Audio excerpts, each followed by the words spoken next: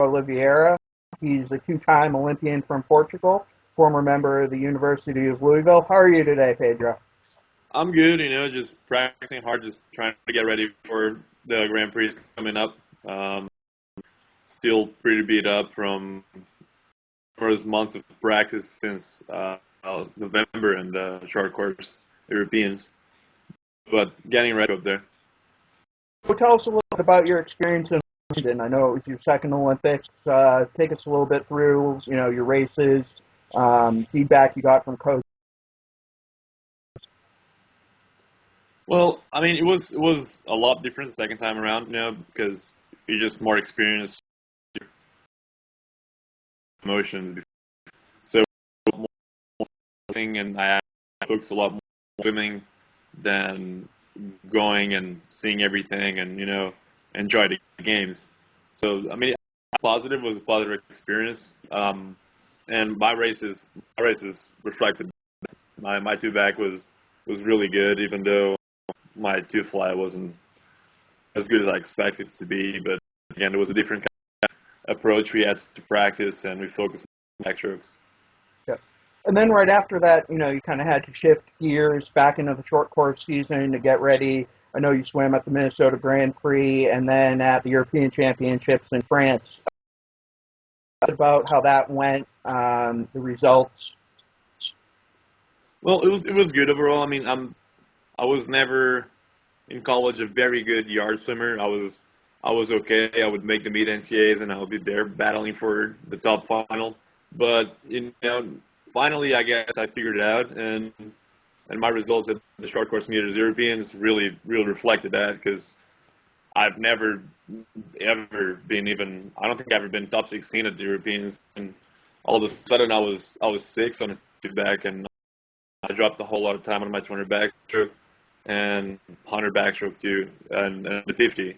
Even though the races I really don't focus on the 50 and 100, but my two back good, and that really gave me momentum to keep training and going to Barcelona this summer and have a great result in long course. That's my baby.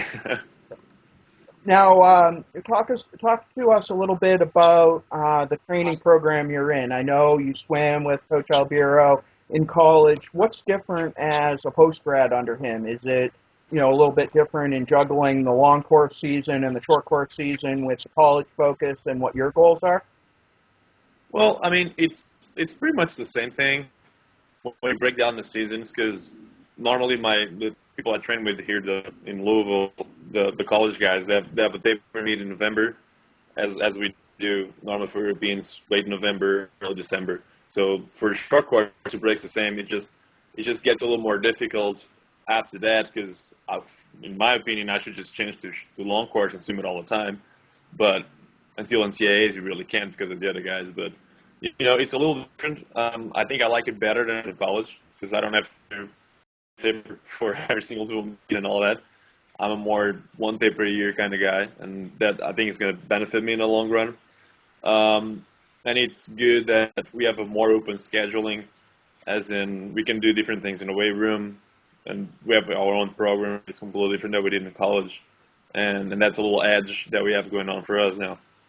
So talk to us a little bit about where you're at right now in terms of training. We've got about a week before the Mesa Grand Prix, a few more Grand Prix through the spring and summer, and then pretty much right in.